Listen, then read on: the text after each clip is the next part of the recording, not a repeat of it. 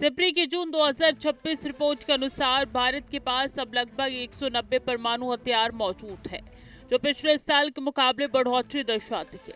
लेकिन सबसे बड़ा बदलाव केवल संख्या नहीं बल्कि तैनाती की रणनीति में है। रिपोर्ट के मुताबिक भारत ने पहली बार 12 परमाणु हथियारों को रेडी टू फायर स्थिति में तैनात किया है। यानी अब यह हथियार सिर्फ स्टोरेज में नहीं बल्कि ऑपरेशनल मोड में मौजूद है। भारत अब तक अपनी नो फास्ट यूज नीति के तहत परमाणु हथियारों को सुरक्षित भंडारण में रखता था, लेकिन अब रणनीतिक जवाबी क्षमता को और मजबूत किया जा रहा है। भारत की परमाणु ताकत में बड़ा बदलाव।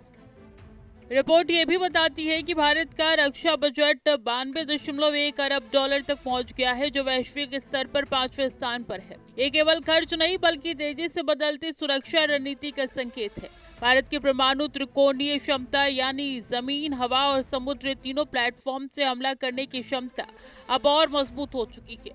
अग्नि-वी जैसी लंबी दूरी की मिसाइलें भारत को चीन और पाकिस्तान दोनों के पूरे दायरे में निर्णायक बढ़त देती है। न्यूक्लियर क्षमता अब नए स्तर पर।